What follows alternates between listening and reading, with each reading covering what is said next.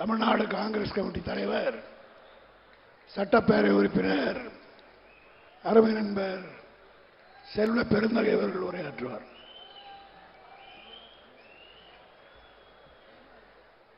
பல்லவர்களின் தலைநகரில் பவள விழா. திராவிட முன்னேற்ற கழகத்தின் பவள விழாவிற்கு சிறப்புரையாற்ற வந்திருக்கின்ற தமிழக மக்களின் நம்பிக்கை பெற்ற தலைவர், பொற்கால ஆட்சியை நடத்தி கொண்டிருக்கின்ற மாண்புமிகு முதலமைச்சர் அண்ணன் தளபதி அவர்களே, இந்த நிகழ்ச்சியில கலந்து கொண்டு சிறப்புரையாற்ற இருக்கின்ற ஐயா ஆசிரியர் அவர்களே, நாளை மீண்டும் ஒரு பரிணாம வளர்ச்சியோடு உதயமாக இருக்கின்ற எங்களுடைய அன்பு இளவல் மாண்புமிகு அமைச்சர் உதயநிதி ஸ்டாலின் அவர்களே, அமைச்சர் பெருமக்களே, இந்தியா கூட்டணியின் வலிமையான தலைவர் பெருமக்களே, இது 75வது ஆண்டு பவள விழா. மாண்புமிகு முதலமைச்சர் அவர்கள் இந்த பவள விழாவின் முதலமைச்சராக இன்று அமர்ந்திருக்கிறார்.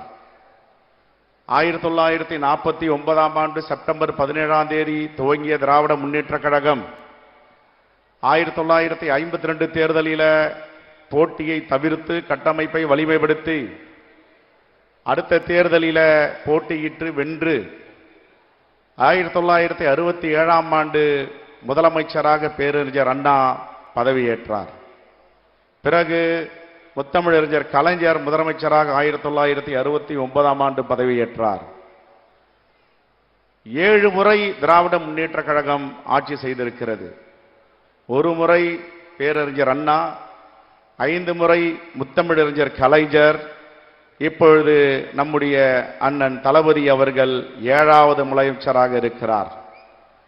இதிலே 7 கடைவள்ளல்களை நாம் அறிந்திருக்கிறோம். 7வது கடைவள்ளலாக அண்ணன் தளபதி அவர்கள் முதலமைச்சராக இருக்கிறார். 7 கடைவள்ளல்கள் கொடுத்த திட்டங்களும் சமூக நீதியும் தான் இன்று தமிழ்நாட்டின் மிகப்பெரிய பரிணாம வளர்ச்சிக்கு உதவி இருக்கிறது. ஒன்றிய அரசாகட்டும், மாநிலங்கள் அரசாகட்டும், இந்த தேசத்தில் இருக்கின்ற ஆட்சியாளர்கள் எல்லாம் தமிழ்நாட்டுக்கு வரும் பொழுது இங்கே ஒரு சிறப்பான நல்லாட்சி நடந்து கொண்டிருக்கிறது, பொற்கால ஆட்சி நடக்கிறது என்று நம்முடைய எதிரிகளும் வாழ்த்துகிறார்கள் என்றால் அதற்கு இந்த 7 கடைவள்ளல்களும் ஆற்றிய பணிகள். 7ஆம் கடைவள்ளலாக மாண்பு முதலமைச்சர் இருக்கிறார். 7ஆம் கடைவள்ளல் பேகன் இருக்கிறார், பாரி இருக்கிறார், காரி இருக்கிறார், அதியமான் இருக்கிறார், ஆய் இருக்கிறார், நல்லி இருக்கிறார். மாண்பு முதலமைச்சர் 7வது கடைவள்ளல் நல்லியாக அமர்ந்திருக்கிறார். என்ன நல்லிக்கு மிகப்பெரிய சிறப்பு? வந்தாருக்கு உணவு கொடுப்பவர். ஒரு புலவர் ஒருவர் பசியும் பட்டியனோடு கிழிந்த ஆடையோடு வரும்பொழுது அவர் அரசர் என்று தெரியாமல் இந்த ஊரில் யாரும் உதவி செய்ய மாட்டார்களா என்று கேட்டவுடன் உங்களுக்கு என்ன வேண்டும் என்று நல்லி கேட்கிறார். எனக்கு பசிக்கிறது, உணவு வேண்டும் என்று சொன்னவுடன் அவரே சமைத்து பரிமாறி அவரை வயிறார சாப்பிட வைத்து அனுப்புகிறார். அப்பொழுது அந்த புலவர் கேட்கிறார், இந்த தேசத்தில் ஒருவர் சாப்பாடு போட்டார், அவர் யார் என்று. அவர்தான் இந்த நாட்டின் வள்ளல் அரசன் என்று சொல்லுகிறார்கள். அதே போன்று இன்று லட்சக்கணக்கான குழந்தைகளுக்கு காலை உணவு அளித்த நல்லியாக அமர்ந்திருக்கின்ற நம்முடைய மாண்பு முதலமைச்சர் அவர்கள் தமிழ்நாட்டிற்கு சிறப்பு சேர்த்திருக்கிறார். இந்த திட்டங்கள் தான் திராவிட முன்னேற்ற கழக திராவிட மாடல் ஆட்சியின் கடல் கடந்து கனடா வரை சென்றிருக்கின்ற திட்டம். இப்படி பல திட்டங்களை நாம் சொல்லலாம். முத்தமிழறிஞர் கலைஞர் அவர்களை பற்றி பேசும்போது சொல்லுவார்கள், இவருடைய ஆட்சியிலே சிறப்பு என்ன, திராவிட முன்னேற்ற கழகத்தின் ஆட்சி சிறப்பு என்ன என்று. கருவறை முதல் கல்லறை வரை திட்டம் தீட்டிய ஒரே முதலமைச்சர் திராவிட முன்னேற்ற கழகத்தின் முதலமைச்சர் முத்தமிழறிஞர் கலைஞர் என்று 2007 பேசப்பட்டது. எல்லோருக்கும் ஒரே நீதி, எல்லாரும் ஆட்சி செய்கிறார்கள், எல்லா மாநிலத்திலும் ஆட்சி நடக்கிறது. ஒருவர் சமூக நீதி மீது அக்கறை செலுத்துவார், மற்றொரு திட்டங்களுக்கு முக்கியத்துவம் கொடுப்பார். ஆனால் தமிழ்நாட்டு மட்டும்தான் தொடர்ந்து சமூக நீதி ஒரு கண்ணாகவும் தமிழ்நாட்டினுடைய திட்டங்கள் வளர்ச்சிகள் ஒரு கண்ணாகவும் மேற்கொண்டு வருகிறார்கள். ஆகையால் தான் இன்று எல்லோரும் போற்றப்படுகின்ற முதலமைச்சராக மாண்பு முதலமைச்சர் அவர்கள் இருக்கிறார். 2021க்கு முன்பு 10 ஆண்டுகள் எந்த துறையும் செயல்படவில்லை, இந்த தேசத்தின் கடைசி துறையாக இருக்கிறது என்பதையெல்லாம் எடுத்து ஆய்வு செய்து மீண்டும் 3 ஆண்டுகளில் முதன்மை துறையாக மாற்றிய வல்லமை நம்முடைய முதலமைச்சரை சாரும். அந்த அளவிற்கு பல திட்டங்களை தீட்டியிருக்கிறார்.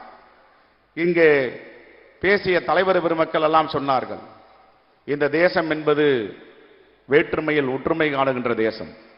ஆனால் அந்த தேசத்தில் பாசிசங்கள் என்று அதிகரித்து வருகின்றன. என்ன காரணம் என்றால், எதிர்க்கின்ற சக்திகள் கடந்த காலத்தில் குறைந்ததால் அவர்கள் வளர்ந்து விட்டார்கள். இப்பொழுது வலிமையான சக்தி ஒன்று தென் மாநிலங்களிலே உருவாகிறது, இந்தியாவுக்கு வழிகாட்டுகிறது என்றால் அது திராவிட முன்னேற்ற கழகத்தின் மாடல் ஆட்சியாக நடத்தி கொண்டிருக்கின்ற நம்முடைய மாண்புமிகு முதலமைச்சர் அண்ணன் தலைமையில இன்று வெற்றிகரமாக நடந்திருக்கிறது. எதற்காக பாசிசவாதிகள் அஞ்சுகிறார்கள், பயப்படுகிறார்கள்? தமிழ்நாட்டை கண்டால் ஏன் நடுக்கம் வருகிறது? தமிழ்நாட்டை கண்டால் ஏன் அச்சம் ஏற்படுகிறது? தமிழ்நாட்டை தொட்டால் ஷாக் அடிக்கும். தமிழ்நாட்டு முதலமைச்சர் வேடிக்கை பார்க்க மாட்டார், உடனடியாக பதிலளிப்பார், எந்தவித சமாதானமும் செய்து கொள்ள மாட்டார். தமிழ்நாட்டு மக்களுடைய நலனே ஒன்றுதான் முக்கியம் என்று அவர் பணியாற்றிக் கொண்டிருக்கிறார். ஆகையால் தான் என்னுடைய ஆசையை நான் இங்கு தெரிவிக்கிறேன். கால் நூற்றாண்டில் திராவிட முன்னேற்ற கழகம் ஆட்சியிலே இருந்தது, அரை நூற்றாண்டில திராவிட முன்னேற்ற கழகம் ஆட்சியிலே இருந்தது முத்தமிழறிஞர் கலைஞர். இப்பொழுது பவள விழா முக்கால் நூற்றாண்டில 75வது ஆண்டில மாண்புமிகு முதலமைச்சராக அண்ணன் தளபதி அவர்கள் அமர்ந்திருக்கிறார். நூற்றாண்டு விழா காணும் போது நீங்கள் முதலமைச்சராக இருக்க வேண்டும் என்னுடைய ஆசையை நான் இங்கே பதிவு செய்ய விரும்புகிறேன். ஏனென்றால் இந்த தேசத்தை மிகப்பெரிய பிணி பிடித்திருக்கிறது. பாசிச சக்திகள் அச்சுறுத்தி கொண்டிருக்கின்றன. இதை விரட்ட வேண்டும், வீழ்த்த வேண்டும் என்றால் தமிழ்நாட்டில் அது உங்கள் தமிழை தான் முடியும். அதற்காக உங்கள் தலைமை தேவைப்படுகிறது. இன்னும் கால் நூற்றாண்டுக்கு. கால் நூற்றாண்டுகளால் என்ன 100 வருடமா என்று கேட்கலாம். நமக்கு சாட்சியாக தோழர் நல்லக்கண் அவர்கள் வாழ்ந்து கொண்டிருக்கிறார். ஓரிரு மாதங்களிலே 100வது வயதை தொடப்போகிறார். ஆனால் அவர் இன்னும் அரசியல் பேசிக் கொண்டிருக்கிறார். அவரை போன்ற நம்முடைய தலைவர் அண்ணன் தளபதி அவர்கள் 100வது வயதிலும் ஆட்சி செய்வார், அரசியல் செய்வார், பாசிச சக்திகளுக்கு சிம்ம சொப்பனமாக இருப்பார். பெரியோர்களே, இந்த மாநாட்டில் கலந்து கொண்டிருக்கின்ற தலைவர் பெருமக்களே, நீதி கட்சி, சுயமரியாதை கட்சி, திராவிட கழகம், திராவிட முன்னேற்ற கழகம், இதில் ஒரு மிகப்பெரிய பரிணாம வளர்ச்சி இப்பொழுது இந்த தேசத்தில் ஏற்பட்டிருப்பதற்கு என்ன காரணம் என்றால், அவருடைய உண்மையான உழைப்பு, அவருக்கு கிடைத்த தளபதிகள். எல்லோரும் சொல்லுவார்கள், டெல்லியில இவ்வளவு ஆண்டுகளாக ஒரு இயக்கம் எத்தனை சோதனைகள் வந்தாலும், வேதனைகள் வந்தாலும், துன்பங்கள் வந்தாலும் அதை அசைத்து பார்க்க முடியாத இயக்கமாக மிகவும் மிகவும் பரிணாம வளர்ச்சி மீண்டும் மீண்டும் எழுகிறது. என்ன காரணம் என்றால், தலைவர்கள் அப்படிப்பட்ட தளபதிகளை வளர்த்து வைத்திருக்கிறார்கள், அமைச்சர்களை வளர்த்து வைத்திருக்கிறார்கள். ஆகையால் யாரும் தமிழ்நாட்டையோ திராவிட முன்னேற்ற கழகத்தையும் நெருங்க முடியவில்லை. அதற்கு ஒரு சாட்சி, 500 நாட்களுக்கு மேல் பாசிசம் சிறைபிடித்து வைத்திருந்ததை உறுதியாக அதை மீண்டெடுத்து மீண்டும் சிறை மீட்டு வந்திருக்கிறார் நம்முடைய மேலாள் அமைச்சர் செந்தில் பாலாஜி அவர்கள். அவர் ஒரு உதாரணமாக இங்கு திகழ்ந்து கொண்டிருக்கிறார். இப்படி எவ்வளவு சோதனைகள் வந்தாலும் அதை மீண்டு வருகிறார்கள், வென்றெடுக்கிறார்கள். தந்தை பெரியார் அவர்கள் காங்கிரஸ் காரிய கமிட்டியுடைய தலைவராக, தமிழ்நாட்டின் தலைவராக இருந்தார். கருத்து வேறுபாடால் திராவிட கழகத்தை ஆரம்பித்தார். அவர் எப்படி காங்கிரஸோடு உறவு வைத்திருந்தார், அதற்கு பிறகும் பெருந்தலைவர் காமராஜரோடு எப்படி இருந்தார், இது முதல் படி. இரண்டாவதாக பேரறிஞர் அண்ணா அவர்கள். பேரறிஞர் அண்ணா அவர்கள் இந்த மண்ணில திராவிட நாடு என்ற பத்திரிகையில் வந்ததை நாம் அவசியம் இங்கே ஒரு செய்தியை சொல்ல வேண்டும். அவர் பெருந்தலைவர் காமராஜர் அவர்கள் முதலமைச்சரானவுடன் மிகப்பெரிய தென் மாவட்டங்களில் வெள்ளப்பெருக்கு ஏற்படுகிறது. அந்த வெள்ளப்பெருக்கில் அவர் தன்னுடைய பணியை செய்வதற்காக மாண்பு முதலமைச்சர் களத்திலே இறங்கியிருக்கிறார். அப்பொழுது நம்முடைய அறிஞர் அண்ணா அவர்கள் திராவிட நாடுல எழுதுகிறார். பேரறிஞர் அண்ணா அவர்கள் பெருந்துயரை அங்கே அகற்ற சென்றிருக்கிறார். அங்கே மக்கள் கண்ணீர் வடிக்கிறார்கள், இவரும் கண்ணீர் சிந்துகிறார். அங்கே மக்கள் கவலையில் பாடிக்கொண்டிருக்கிறார்கள், இவரும் கவலைப்படுகிறார். இப்படிப்பட்ட முதலமைச்சர் தானே நமக்கு வேண்டும், வாழ்க பெருந்தலைவர் காமராஜர் என்று வாழ்த்தி ஒரு எதிர்க்கட்சி தலைவர் எழுதுகிறார் என்றால், இந்த அரசியல் நாகரிகம் இந்த தேசத்தில் எங்கேயாவது இருக்குமா? அதுதான் திராவிட முன்னேற்ற கழகத்தின் அரசியல் நாகரிகம். அதனுடைய தொடர்ச்சி முத்தமிழறிஞர் கலைஞர் அவர்கள் அன்னை இந்திரா காந்தியிடம் கருத்து வேறுபாடு ஏற்பட்டாலும் தேசத்தை பாதுகாக்க வேண்டும், இந்த மண்ணில் ஜனநாயகத்தை காக்க வேண்டும் என்பதற்காக நேருவின் மகளை வருக, நிலையான ஆட்சி தருக என்று சொன்னார, அதை மறக்க முடியுமா? இன்று அன்பால் வென்றெடுத்திருக்கின்ற நம்முடைய மாண்பு முதலமைச்சர் அண்ணன் தளபதி அவர்களை ராகுல் காந்தி அவர்கள் நான் எங்குமே இதை சொன்னதில்லை, இங்கே பிரகடனப்படுத்துகிறேன், என்னுடைய மூத்த அண்ணன் முதலமைச்சர் அண்ணன் தளபதி அவர்கள் என்று சொன்னார, அதை மறக்க முடியுமா? இப்படி காங்கிரசுடன் பின்னி பிணைந்திருக்கின்ற இந்த உறவு அனைத்து இந்தியா கூட்டணி கட்சி தலைவர்களையும் அவர்களை உருவாக்கி ஒரு ஆளுமையோடு இங்கே நடத்தி கொண்டிருக்கிறார். இந்த ஆட்சி இன்னும் 25 ஆண்டுகள் மேலோங்கி இருக்க வேண்டும். உங்கள் தலைமையில இந்த பாசிசவாதிகளை அகற்ற வேண்டும். திராவிட முன்னேற்ற கழகம் 75 ஆண்டுகளாகின்றன. காங்கிரஸ் பேரியக்கம் 139 ஆண்டுகள் தேசிய கட்சியாக இருக்கிறது. ஆனால் இங்கே பேசிய தலைவர் சொன்னார், முக்து பாரத் காங்கிரஸ் இல்லாத ஆட்சியை ஏற்படுத்துவோம் என்று. ஆனால் அவர்கள் இப்பொழுது காணாமல் போய் வருகிறார்கள். ஆனால் இங்கே நம்முடைய ரீஜனல் பார்ட்டி மாநில கட்சிகளில 3 கட்சிகள் பழமையான கட்சிகள்.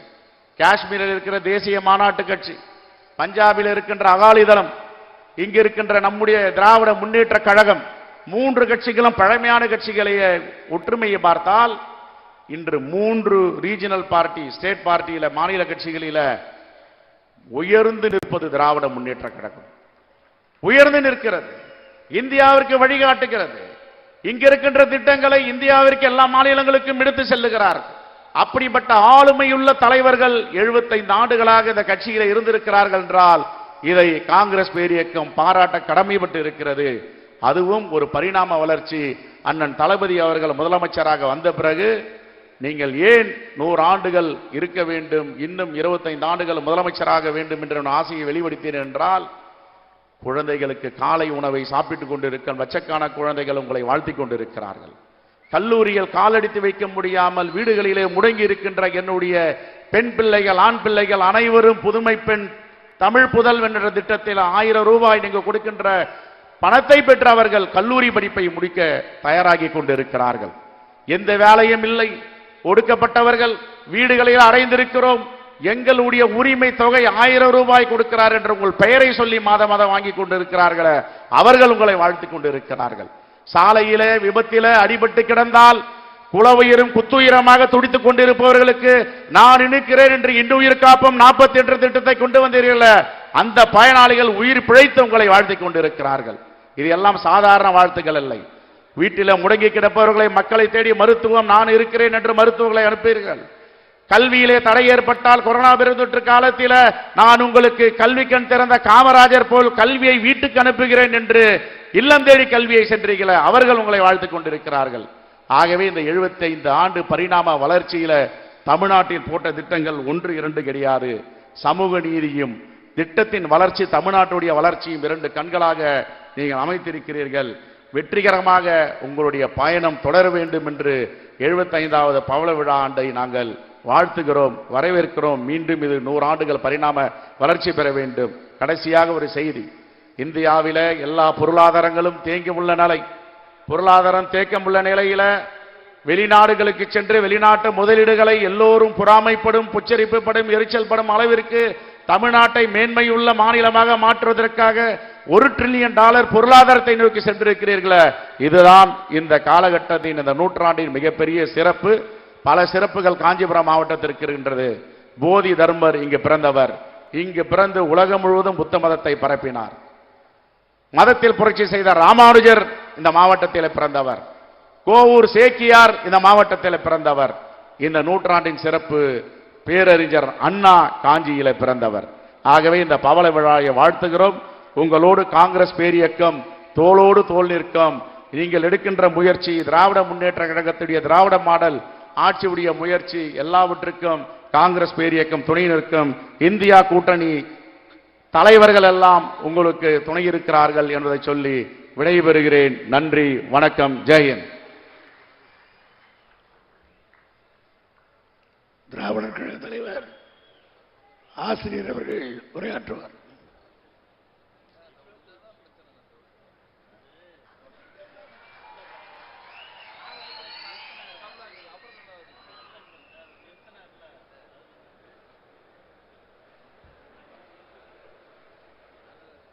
இந்தியாவின், ஏன் உலகத்தின் என்று கூட சொல்லலாம், அப்படிப்பட்ட ஒரு ஒப்பற்ற இயக்கம் 75 ஆண்டு காலம் இந்த திராவிட இயக்கம் தன்னுடைய பணியை செய்து